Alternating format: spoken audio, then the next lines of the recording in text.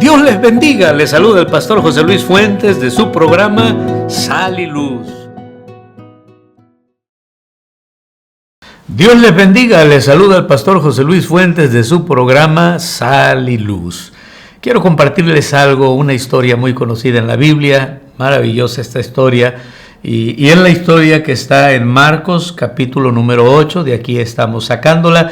Sé que se repite en algunos evangelios la misma historia, unos enfatizan una cosa, otros enfatizan otra, y es la historia de la alimentación aquí de los 4,000. Aquí podemos ver cómo el Señor de manera milagrosa, ¿verdad?, alimenta a 4,000 personas. También está la alimentación de los 5,000, pero en este caso y en esta ocasión vamos a ver algunas verdades bien importantes de la alimentación de los 4,000. En el capítulo número 8 del Evangelio de Marcos, voy a empezar a leer el versículo número 1 para poder compartirles la primera verdad en esta serie que voy a dar en diferentes episodios.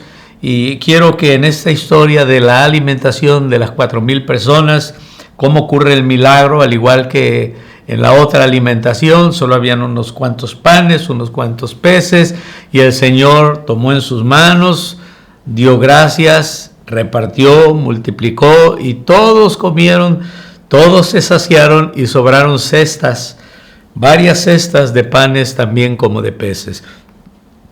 Es algo maravilloso lo que Dios hace y cómo Dios obra de manera milagrosa. Dice lo siguiente en el versículo número 1.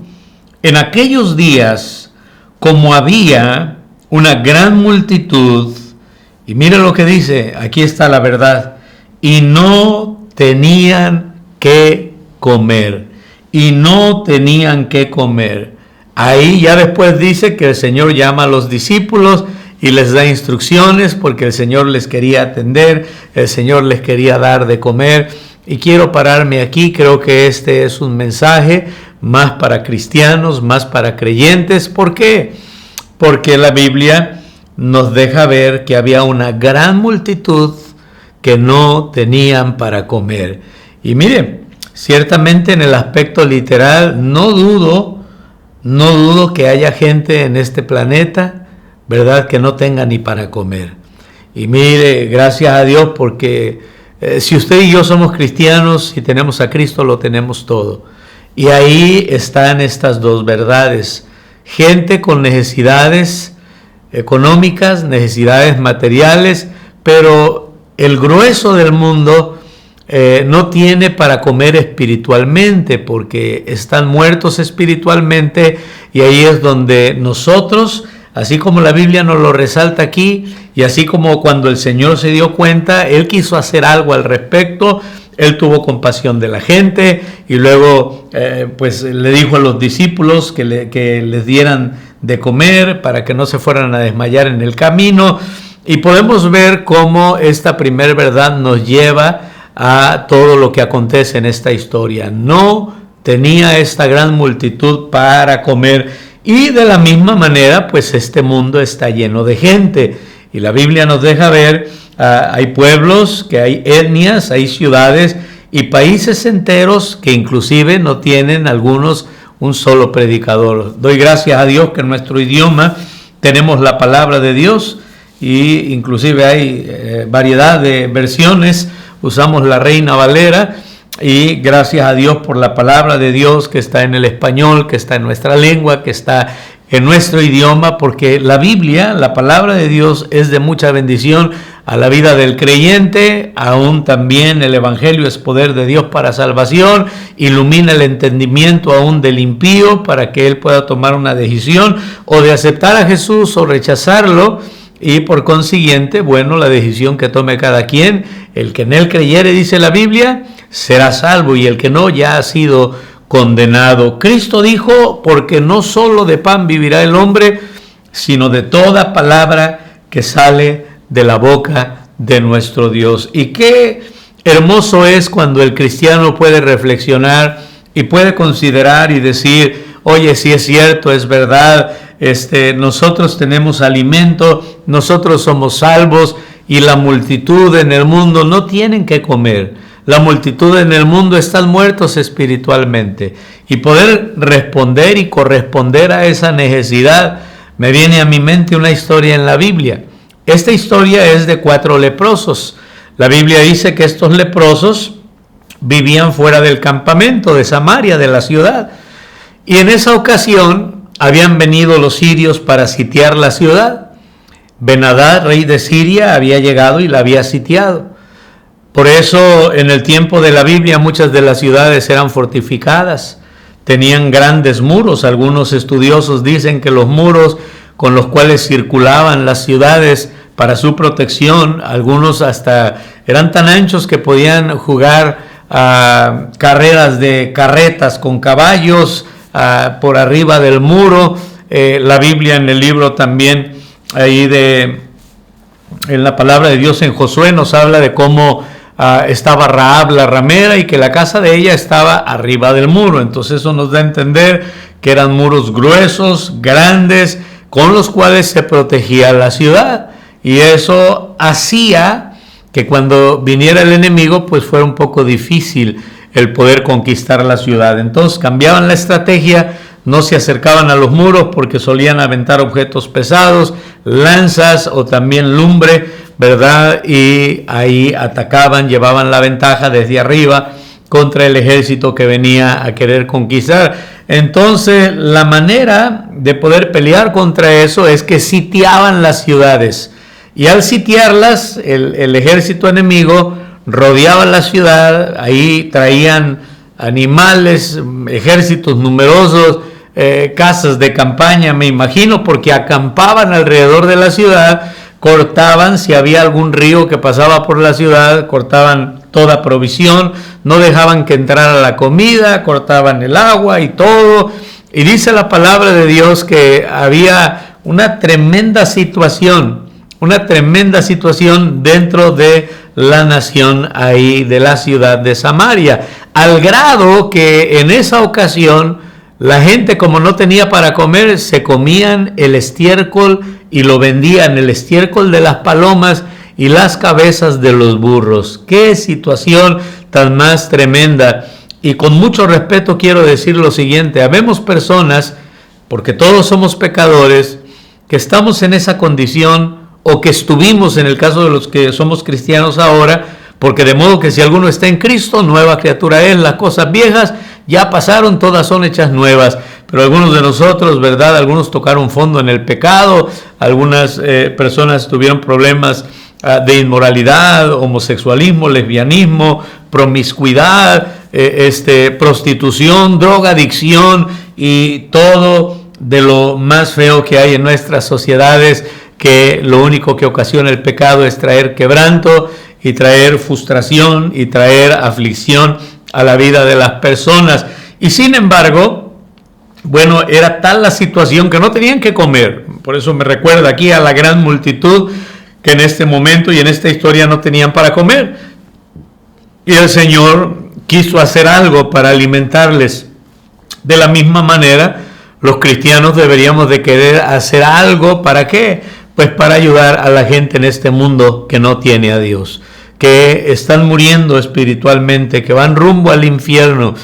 Y volviendo a esa historia de los leprosos, pues ellos vivían apartados de la ciudad, porque la lepra en la Biblia, aparte que simboliza el pecado, era una enfermedad contagiosa, era una enfermedad grave, donde dependiendo, me imagino, pues el tiempo de la enfermedad, el proceso en el cual se encontraba la gente, los sacerdotes los declaraban cuando los supervisaban inmundos, y ahora ya ellos no podían vivir con la comunidad, vivían afuera de la ciudad, les traían de comer, ellos traían a veces alguna campana para tocar cuando se acercaban a la gente, o gritaban inmundo, inmundo, y de esa manera la gente sabía que venía pues un leproso, y se hacían a un lado, no querían que pasara cerca de ellos o tocarle menos porque se pegaba la lepra.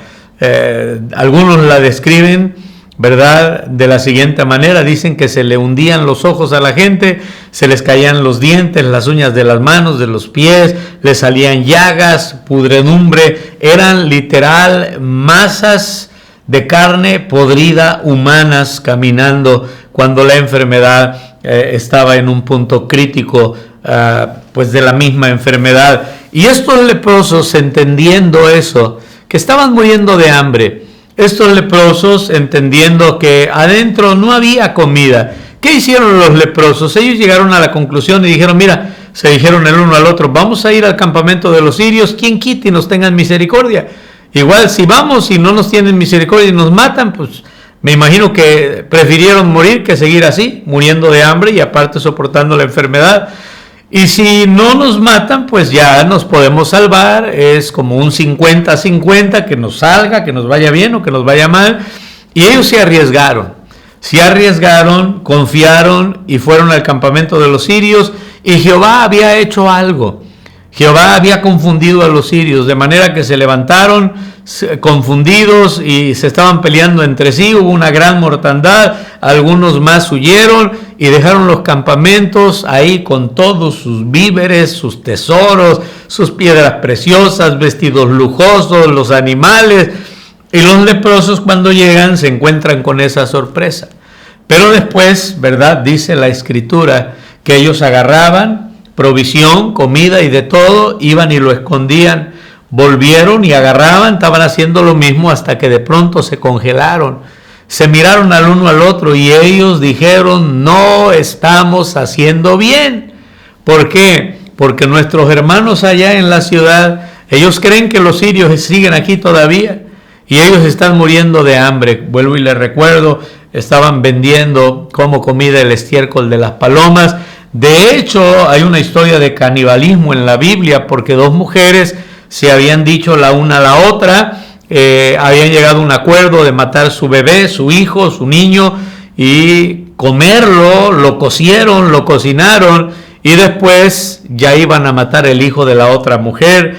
Y la Biblia nos dice cómo, pues cuando ya se habían comido un niño y le tocaba a la segunda mamá, se echó para atrás, escondió su hijo. Y ahora iba pasando el rey de Israel y le dijeron, salve, oh rey. Y el rey dijo, ¿de qué les voy a salvar yo? ¿Del lagar o del granero? Porque eran los lugares donde se acumulaba la comida. Y ya, si Jehová no les salva, ¿de qué les puedo salvar yo? Les dijo. Y ya después de eso, ellas platicaron la situación.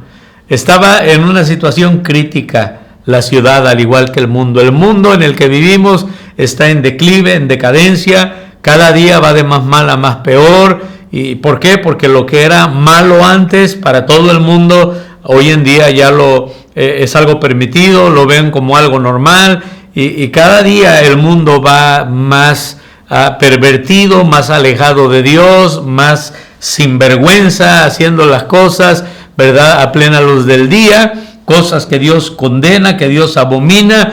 Y sin embargo, ¿verdad? Gracias a Dios que los que somos cristianos, aunque tengamos problemas, aunque hayan carencias, aunque haya la enfermedad, la Biblia dice que este viejo hombre, este cuerpo, este tabernáculo, día a día se va desgastando. Nos vamos haciendo más viejitos y algunos hasta enfermos, pero gracias a Dios que por ser salvos, la Biblia dice que el hombre interior, ese se va renovando día a día. Y los cristianos tenemos la dicha, el gozo, el privilegio, la bendición de ser hijos de Dios. Y si tenemos a Dios, lo tenemos todo.